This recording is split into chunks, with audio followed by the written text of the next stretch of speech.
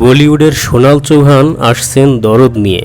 অপরূপা সুন্দরী এই নায়িকাকে প্রথমবারের মতো দেখা যাবে কোনো বাংলা সিনেমায়।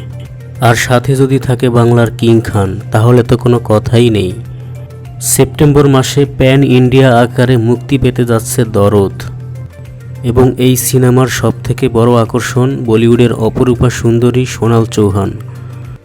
সপ্তাহখানেক আগে এই সিনেমার প্রথম গান রিলিজ হওয়ার কথা ছিল, কিন্তু বাংলাদেশের সার্বিক পরিস্থিতি বিবেচনা করে এর রিলিজ ডেট পেছানো হয়েছে। তবে পূর্বের ঘোষণা অনুযায়ী সেপ্টেম্বরেই কি সিনেমাটা মুক্তি পাবে, নাকি বাংলাদেশের সার্বিক পরিস্থিতির কারণে এর রিলিজ ডেট পেছানো হবে, এটা এখনও বলা যাচ্ছে না। থ্রিলার ধর্মী এই সিনেমায় বেশ কয়েকটি লুকে দেখা যাবে বাংলার কিং খানকে।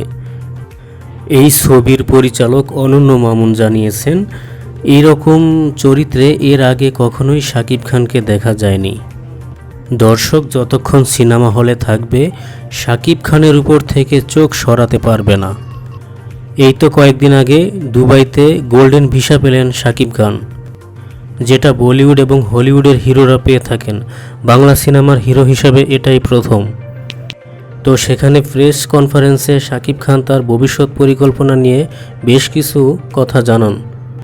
দরদ সিনেমাটা প্রায় 16টি দেশে মুক্তি পাবে, এবং সেই 16টি দেশের মধ্যে পাকিস্তান রয়েছে। ধারণা করা হয় যে পাকিস্তানে শাকিব খানের পরিচিতি ইন্ডিয়ার থেকে বেশি। কিন্তু দুঃখের বিষয়, পাকিস্তানে এখন পর্যন্ত শাকিব খানের কোনো সিনেমা রিলিজ হয়নি। তবে এবার আশা করা যায় যে দরদ সিনেমা দিয়ে সেই পথযাত্রা শুরু হলো। এবং অনেক সোর্স থেকে জানা গেছে পাকিস্তানে শাকিব খানের অনেক ফ্যান ফলোয়িং রয়েছে।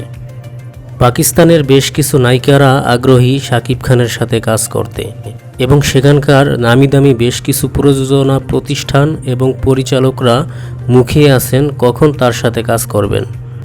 তো দেখা যাক কতদূর কী হয়।